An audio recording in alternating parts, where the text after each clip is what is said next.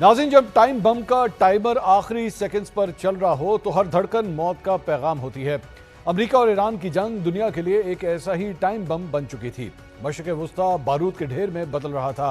बहर अरब और आबना हुर्मुज़ मफलूज थे।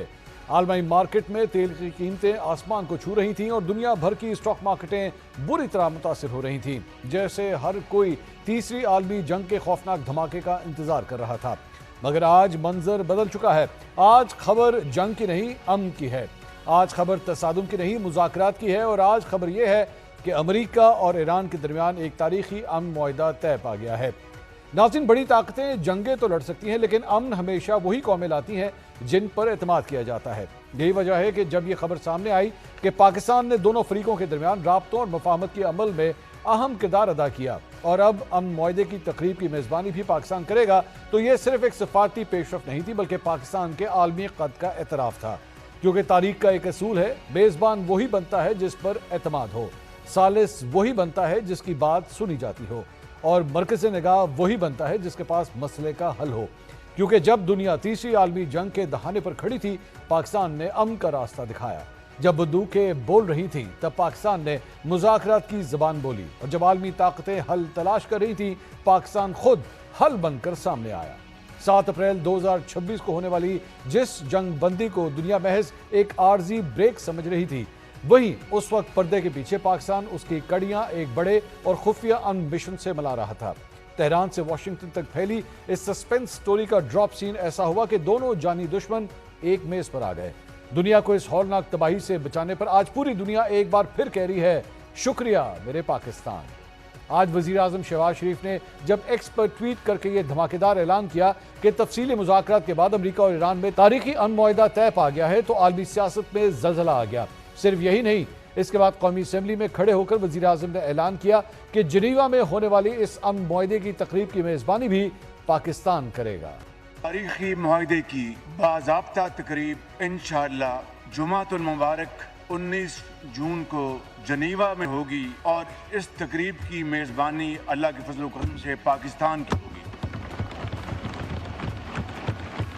नाज़रीन, वज़ीर आज़म की जानिब से यह ऐलान सिर्फ एक खबर नहीं, बल्कि उन ताकतों के मुंह पर एक जोरदार तमाचा है जो पाकिस्तान को आलमी सतह पर तनहा करने के ख्वाब देख रहे थे।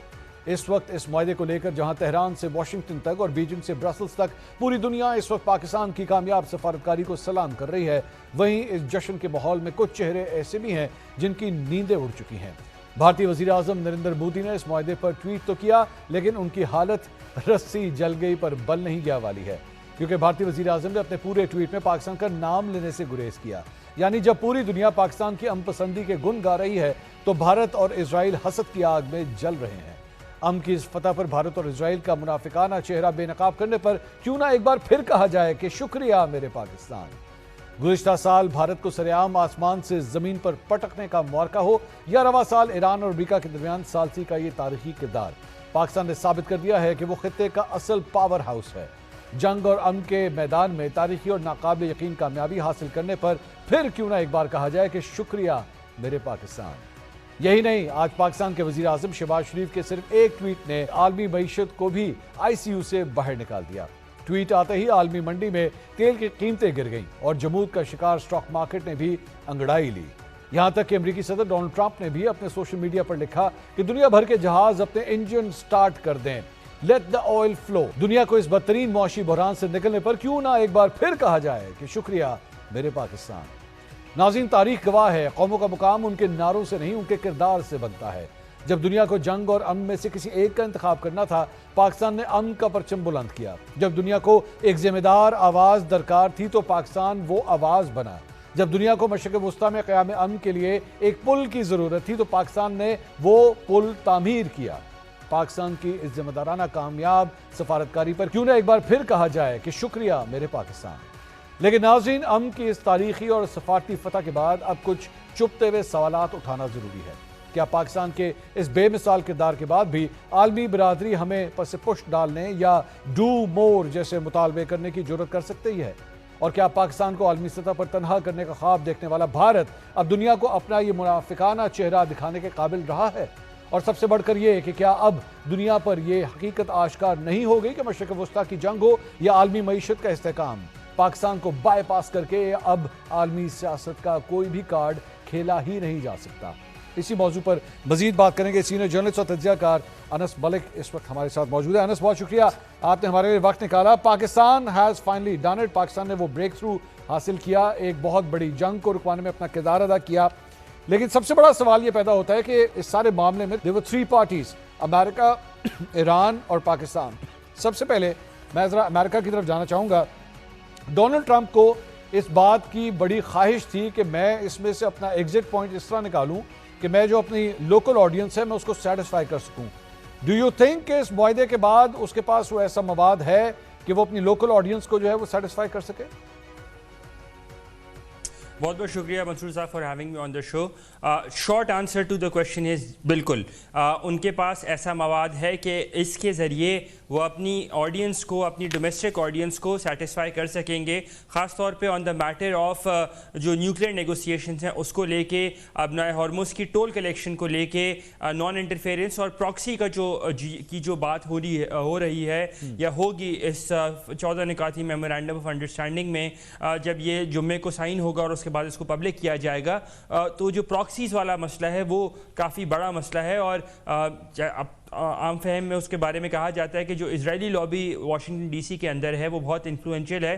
تو یہ جو پراکسیز والی جو ٹیک اوے ہے، ٹیک ہوم ہے، یہ اتنی بڑی ضرور ہے کہ جس کے اوپر پریزیڈنٹ ٹرمپ جو ہیں وہ انکیش کرنا چاہیں گے۔ لیکن آپ نے پاکستان کے کردار کی بات کی، بہت کم ایسا ہوتا ہے کہ قوموں کی تاریخ میں اتنا بڑا موقع ہے۔ 55 سال پہلے پاکستان نے، 5.5 دہائیاں پہلے پاکستان نے اس وقت ناممکن کو ممکن کر دکھایا تھا کہ جب چین اور امریکہ کی ریپروچمہ کرائی تھی، ان کو ڈپلومیٹک جو ہے ریلیشن اسٹیبلش کروائے تھے، اور اب 55 سال بعد 47 سال پرانی اینیموسٹی کو، اس دشمنی کو یا نفرت کو ختم کرنے کے لیے جو پہلا یقینی قدم جسے ہم کہہ سکتے ہیں، کانکریٹ اسٹیپ جسے کہہ سکتے ہیں، وہ اب پاکستان نے اپنی سفارتکاری کے ذریعے، اپنے گڈ آفس کے ذریعے لیا ہے، اور اب اس کے ذریعے یہ جو پہلا اسٹیپ ہے، اس کے بعد جو نیکسٹ اسٹیپس میں 60 روزہ نیگوسیشنز ہیں جس میں زیادہ تر ٹیکنیکل ٹاکس ہیں، وہ اس ایک step in the right direction جسے ہم کہتے ہیں، وہ ہمیں ضرور نظر آتا ہے۔ منصور صاحب، انس، اس سارے معاملے کے اندر ظاہری بات ہے جہاں پہ امریکن